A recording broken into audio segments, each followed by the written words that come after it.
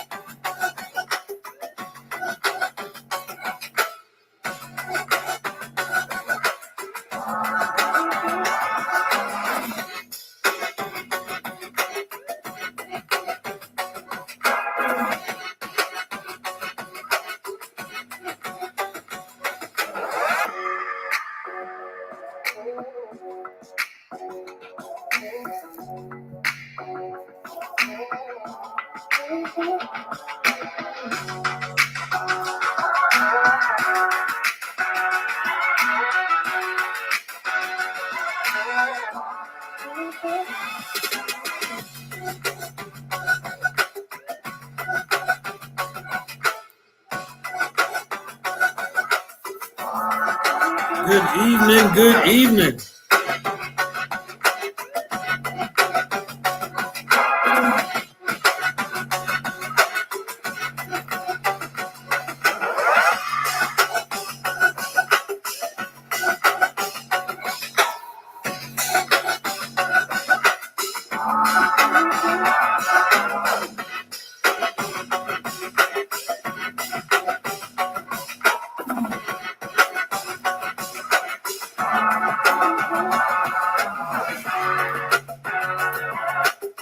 Come on in the room.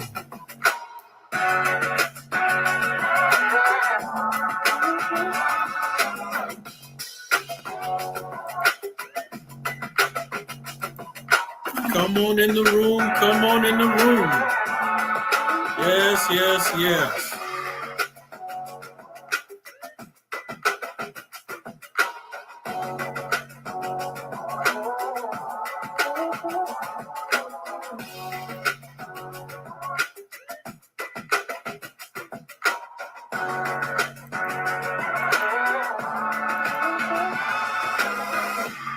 DJ, cut the music.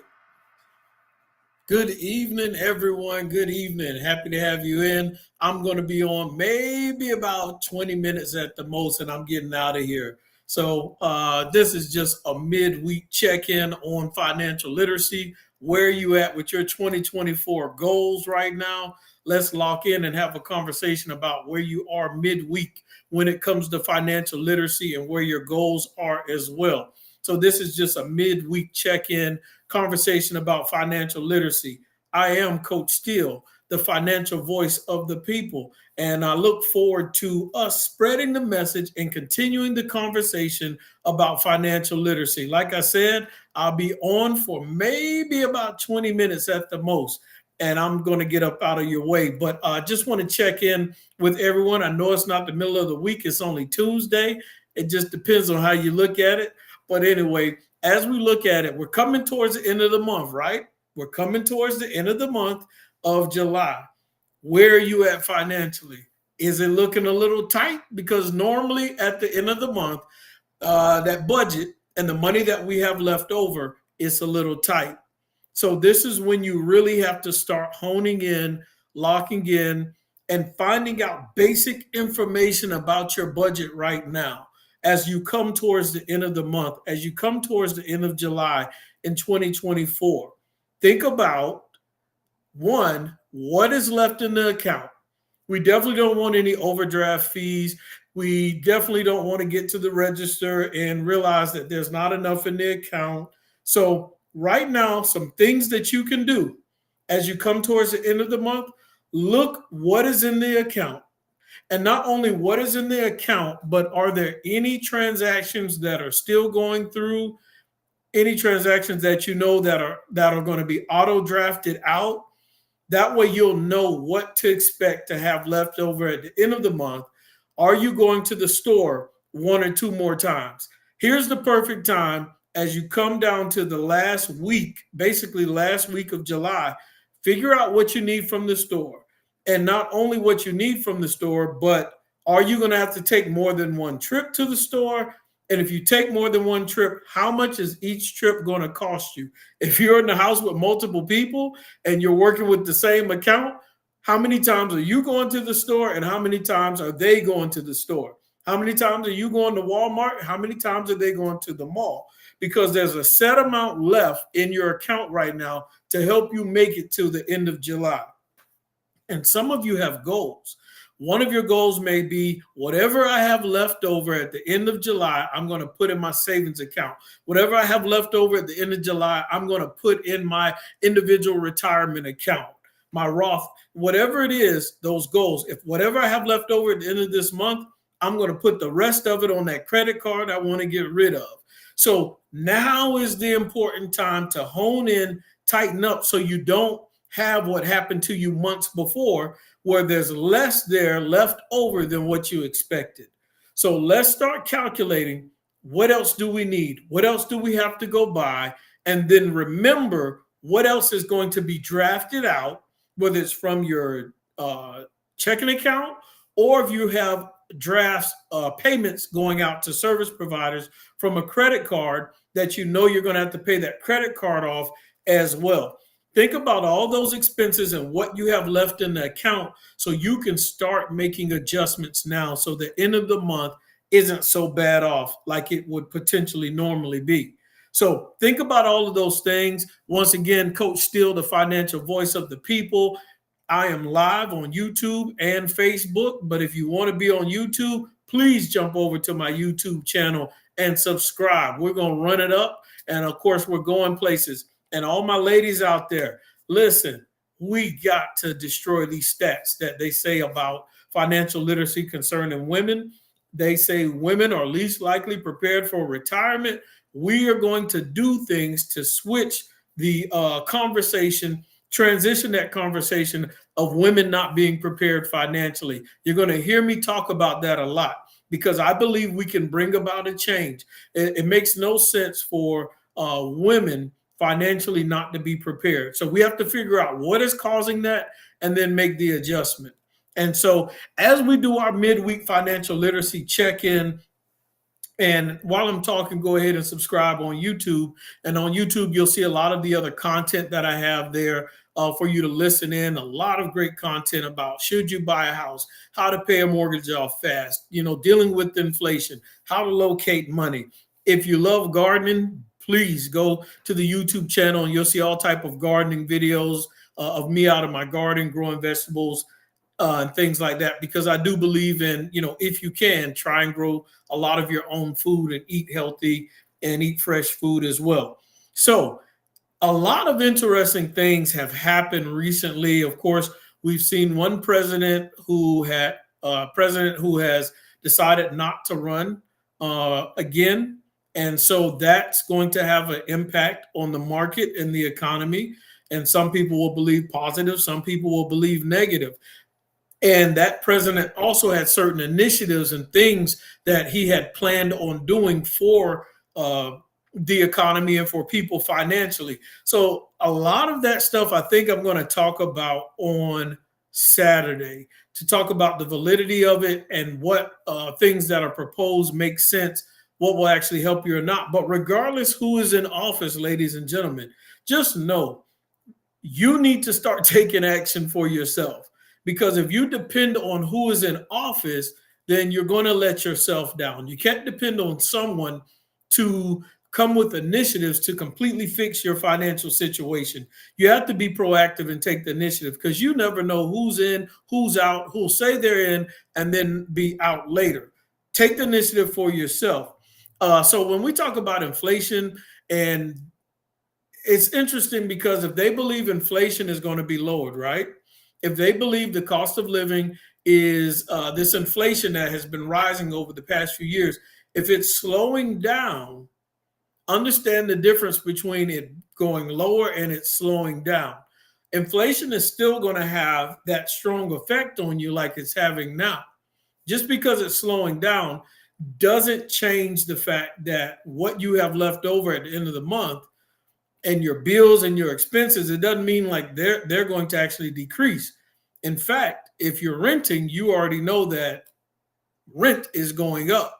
If you go to the grocery store, you already understand inflation may be slowing down, but the cost of your groceries are still high. So don't get distracted by that. But one thing that will happen, I'll tell you this: if they feel that things are going better, then eventually, potentially, the feds will probably lower the rates. When the feds lower the rate, you're going to find a lot of homeowners, especially if they're recent homeowners and their rates are pretty high, whether it's 7% or 6.5%, whatever it is that these recent homeowners have from buying a house. You're going to find a lot of people running to the bank to refinance because the rates are lower. And their goal is probably going to be to decrease their monthly mortgage payment. And so they may refi. That way they can decrease their monthly mortgage payment and increase their cash flow at the end of every month.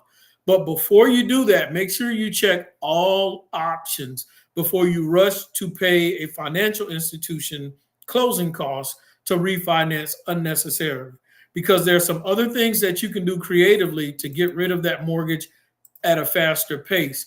And so you can always go check out Accelerated Banking. If you need the link, let me know. And at Accelerated Banking, you'll be able to understand and learn how to pay your mortgage off at an accelerated rate. As opposed to rushing to refi, you can come up with a plan to eliminate that mortgage, that 30-year mortgage, in potentially 5 to 7 years. And so before you rush to give a financial institution more money, take time to educate yourself and see if there's a better option out there instead of resetting your 30-year mortgage. So we'll see a lot of that coming up if the feds do lower the rates.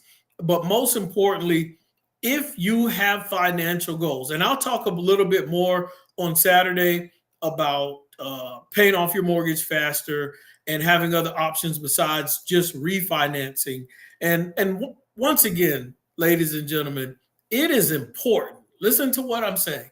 It is vital more than ever, anytime that you educate yourself and elevate your level of financial literacy.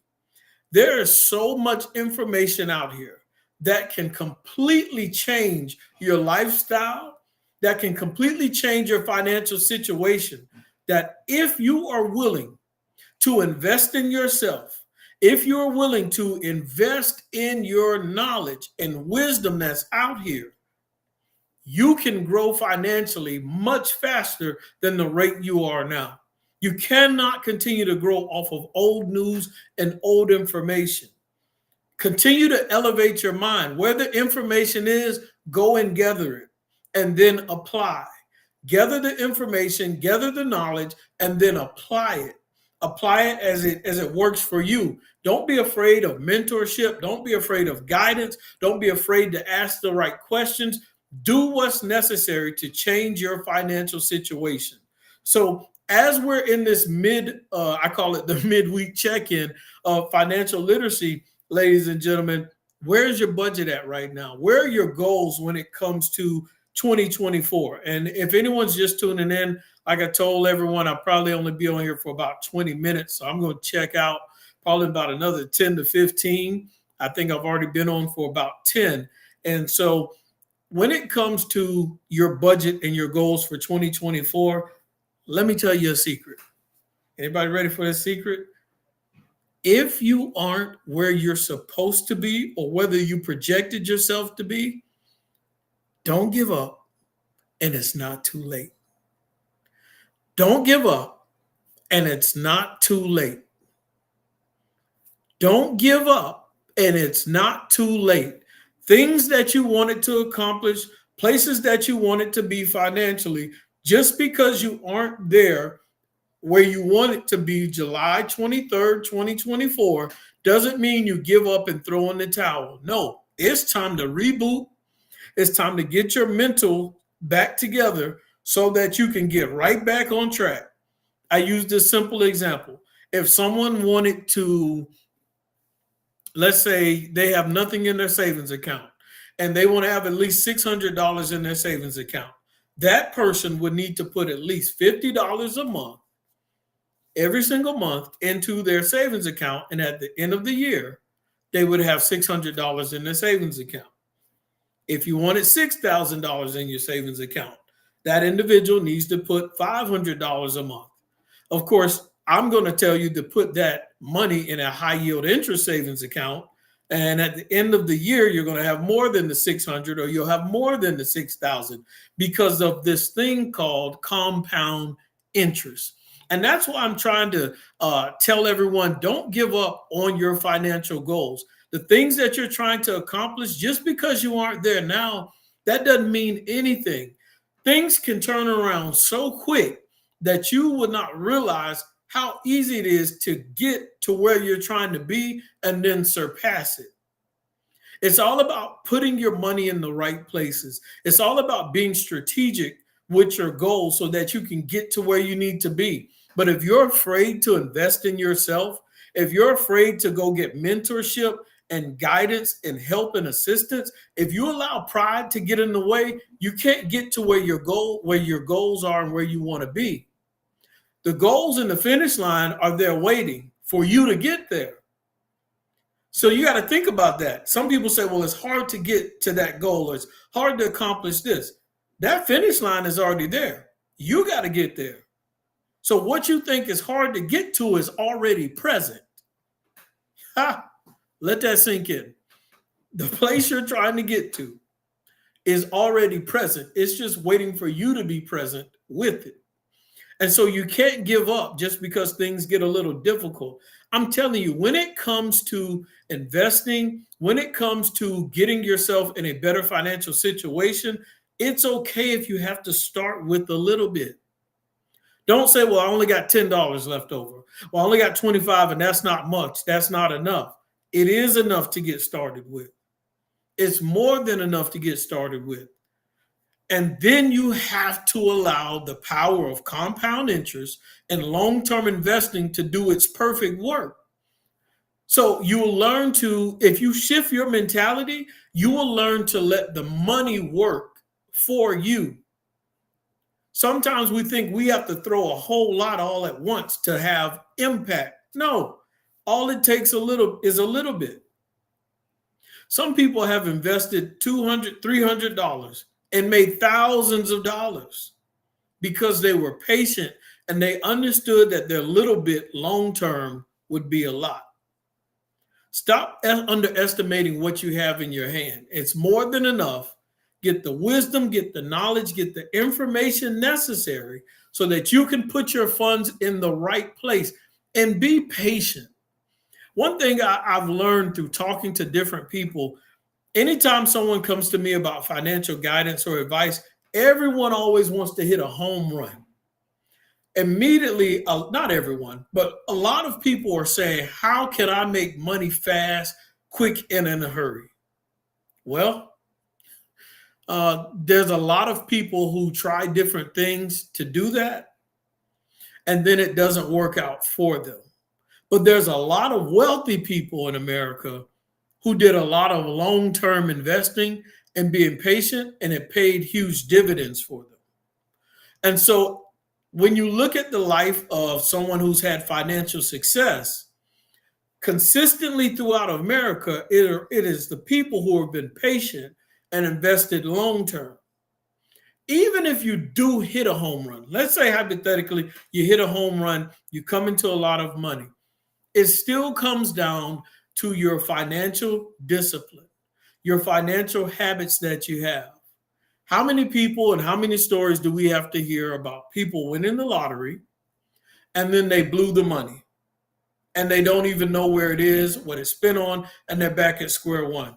It's because of financial habits and financial tendencies. That's why I'm talking to you about educating yourself about financial literacy, getting yourself so financially disciplined that you'll do what it takes to get to your goals that you're trying to get to. I understand that there's a sense of urgency financially in America, but do not let keeping up with the Joneses or trying to portray yourself as something else stop you from getting to where you need to be. There are plenty of people that have more than enough money and they're probably riding around in a cheap car and the shoes don't have a name brand on them and they can go buy whatever they want, whenever they want, how they want. But people looking at the visual would think that they can't. Some people are so financially disciplined that they do not worry about what other people think. They're going to make sure that they reach their goal. I remember when I was trying to get out of debt, anything that we didn't need, I cut off. I got rid of. Anything that I didn't need, whether it was cable. I remember one time I got rid of my cell phone. This was years ago when cell phones, you still had the house phone or you could have a cell phone. That cell phone was like $100 a month and I wanted to get rid of a credit card. So I just went without a cell phone for a while. Because why? My financial goals were more important than having a cell phone. Some people, whether it's certain things that you like to buy every month, I don't want to tell women don't go get your hair done or anything like that, but maybe you can adjust on how much it costs. And that extra $50 you save can help you pay off that credit card faster. Same thing with us men and the different things that we like and the different gadgets and toys. Start making the necessary adjustments. And when you do that, you can start investing. You can start putting those seeds, that money in places that it needs to be. And then guess what? Then the money starts producing a harvest. Then you start making money off of your money. And so now you're not having to bust a sweat to make money. Some of us, if you take your time and your discipline and you invest your money, even just a basic savings account and building up to the right amount, your savings account can make you an extra $60 to $100 a month. Some of us are short financially every month, an extra $60 to $100. Your savings account could take care of that. And that's just that's a small example of how you can let your money make money, passive income, and then you can take that money to cover expenses and bills and whatever is necessary. Once again, there's some videos on YouTube that help talk about that high yield interest savings account. Get on there, subscribe, comment, talk about the different things that interest you, your goals that you're trying to make. We can have a conversation about that. We can do more videos about that. It is the season to educate yourself financially on the things that you need to learn. There are so many people that invest in the stock market wisely, long term, and they are increasing their net worth. They are increasing their assets. They're increasing the value of their money, and they're not even clocking in. They're not having to clock in, but they're becoming wealthier. And then there are other people that are giving Walmart and the mall and Amazon all their money every single month, and they are decreasing their net worth and they're increasing their bills. They're increasing their debts. So we have to get to the other side to where we're not increasing our expenses, but we're increasing the value of our money. And most importantly, allowing our money to work for us. So like I said, this is the end of July. So as we come to the end of July, you need to start figuring out how many more trips you have to go to the store versus what is left over in your account. What is the balance of that credit card?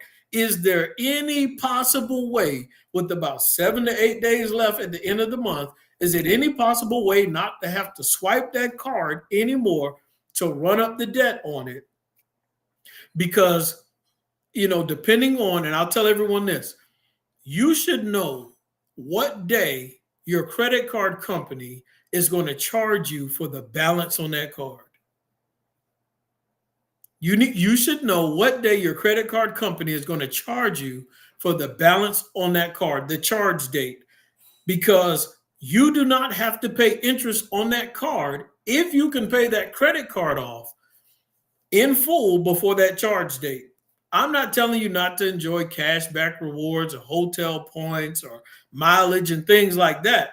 But what I am saying is, don't get cashback rewards, hotel points, and mileage, but then pay the credit card company large sums of interest on the balance. Because guess what? You just paid for the mileage and the hotel points. Don't cancel it out. Take advantage of them. Don't allow them to take advantage of you. So once again, check your budget as we come close towards the end of the month. It is 6:40, and I said I was going to be on here for about 20 minutes or so, and I believe I've been on for about 25 minutes. I appreciate everyone for checking in. What are we going to do 2024? Increase our level of financial literacy. What are we going to do while we have about 8 days left over, about a week left over at the end of this month? We are going to check our budget. We're going to check what's in the account, and we also are going to check how many more times we need to go to the store. If we don't need to buy that package or whatever it is from Amazon, we are not going to do it. We're going to prep as we go into August to have financial success. Parents that are out there that have children, many of you are going to have to buy school clothes, school uniforms, book bags, and things like that. So it's going to get a little tight. So maybe we don't go out to eat. Maybe the rest of this week we buy groceries, we eat in, because we have to prep for those miscellaneous. Some of us have children getting ready to go off to college, traveling. All of those things are happening. We spend a bunch of money during the summer because it's vacation time. It's time to enjoy time with family. So keep all of that in mind as we prep and we go into August. Otherwise, you're going to find yourself in August swiping that card, swiping your credit card to pay for the school, the travel, those other miscellaneous expenses that come with August and that transition back into school. We're going to be proactive. We're going to continue to be proactive, and we'll continue to pace ourselves as we get to the end of 2024 to meet all of our financial goals. I appreciate everyone tuning in. This is Coach Steele, the financial voice of the people. If you have not subscribed on YouTube, get over there and subscribe on YouTube and check out the rest of that content. Don't make me come find you. All right. Y'all be blessed. It was my pleasure.